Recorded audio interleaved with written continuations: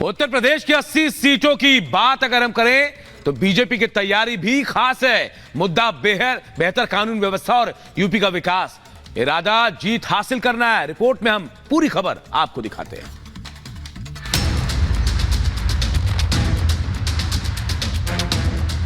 दो चरणों का मतदान खत्म हो चुका है। तीसरे चरण का चुनाव सिर पर है।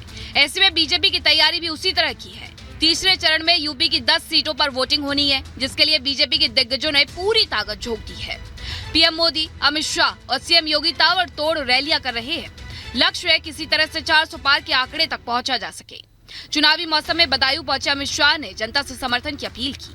कमल के निशान पर आप जब बटन दबाएंगे, आपका दिया हुआ एक एक वोट नरेंद्र मोदी को प्रधानमंत्री बनाने वाला है। ये चुनाव जो है नरेंद्र मोदी जी को तीसरी बार प्रधानमंत्री बनाने का है। तीसरे चरण में यूपी की जिन सीटों पर चुनाव होने हैं उनमें आगरा, फिरोजाबाद, फतेहपुर सीकरी, संभल, हाथरस, मैनपुरी, एटा, बदायूं, आंवला, बरेली की सीट शामिल है। अगर इन सीटों के पिछले प्रदर्शन पर नजर डालें तो 2019 के लोकसभा चुनाव में 10 से 8 सीटों पर बीजेपी ने प्रचंड जीत दर्ज की थी, जबकि 2 सीटों पर समाजवादी पार्टी को जीत मिली थी। दंगाइयों और अपराधियों के खिलाफ सीएम योगी की जीरो टॉलरेंस की नीति सुर्खियों में रही है। जिस तरह से सीएम योगी ने यूपी से अपराधियों का सफाया किया, उसकी चर्चा हर तरफ हो रही है। एक समय था उत्तर प्रदेश को अपराधियों का गढ़ माना जाता था, लेकिन 2014 के उत्तर प्रदेश में बदलाव आया। सूबे में सीएम योगी की सरकार बनी और यूपी विकास के पथ पर लौटा। मोदी जी ने बाबा काशी विश्वनाथ के कॉरिडोर को बनाकर बाबा को फिर से सम्मान देने का काम नरेंद्र मोदी जी ने किया।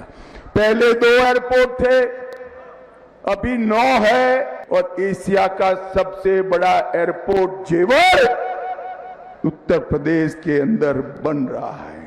10 साल तक सोनिया मनमोहन की सरकार थी। 10 साल तक आपने यूपी को क्या दिया? पिछले 10 सालों में 25 करोड़ से ज्यादा लोग गरीबी रेखा से बाहर आए हैं। केंद्र की मोदी सरकार गरीबों और महिलाओं के लिए कई योजनाएं चला रही है। यही वजह है कि विरोधी जब जब मोदी को टारगेट करने के लिए हमले करती है, बीजेपी करारा पलटवार करती है। कल्याणकारी योजनाओं का कार्य किस हद तक हुआ? 80 करोड़ गरीब राशन का सुविधा का लाभ प्राप्त कर रहे हैं। 60 करोड़ लोगों को आयुष्मान भारत की 5 लाख रुपए की सुविधा प्राप्त हो रही है। 50 करोड़ लोगों को जनधन अकाउंट खोल करके कांग्रेस और सपा बसपा के लूट से मुक्ति दिलाने का काम किया गया है। उत्तर प्रदेश की बाकी सीटों पर चुनाव को लेकर बीजेपी की तैयारी पूरी है। पिछले चुनाव में प्रदर्शन भी शानदार था। हालांकि इस बार समाजवादी पार्टी की चुनौती भी बरकरार है। सपा कह रही है कि बीजेपी सिर्फ धर्म की राजनीति करती है। बीजेपी को परिवार से दिक्कत है। अगर ये जो परिवारवाद चिल्ला रहे हैं, अगर वो संकल्प लें कि किसी परिवार वाले को टिकट नहीं देंगे और किसी भी परिवार वाले से वोट नहीं मांगेंगे, तो बताओ कितने बचेंगे? ये संघर्ष वाला है, मैदान में रहने वाला परिवार है। और फिर हम सब परिवार तो एक ही तो है, पीडीए परिवार। कहते हैं दिल्ली की सत्ता का रास्ता यूपी से होकर गुजरता है। यही कारण है कि बीजेपी यूपी की 80 सीटों पर जीत दर्ज करने के लिए जोर शोर से जुटी हुई है, ताकि किसी तरह से लक्ष्य तक पहुंचा जा सके। Bureau report, Republic Bharat.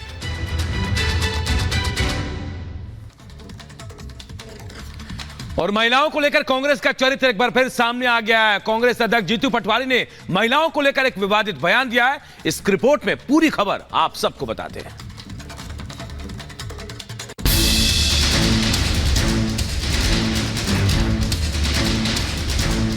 BJP नेता इमरती देवी के खिलाफ जीतू पटवारी के बयान के बाद बीजेपी कांग्रेस पर हमलावर है। जीतू पटवारी ने इमरती देवी के खिलाफ आपत्तिजनक टिप्पणी की और इसके बाद बीजेपी ने कांग्रेस को बुरी तरह घेरा।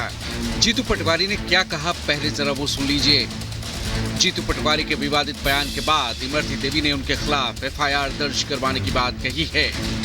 देखो ऐसा है, अब इमरती जी का रस खत्म हो गया, जो अंदर चाशनी होती है, अब उनके लिए मैं कुछ बात नहीं करूँगा। बीजेपी ने कांग्रेस पर जीतू पटवारी के विवादित बयान के बाद करारा हमला बोला है। बीजेपी कह रही है कि कांग्रेस का मूल चरित्र ही महिला विरोधी है। अतीत में भी कांग्रेस के दिग्गज नेताओं ने महिलाओं के खिलाफ अभद्र टिप्पणी की थी। पहले भी कमलनाथ और दिग्विजय सिंह के बयान को लेकर हंगामा हुआ था।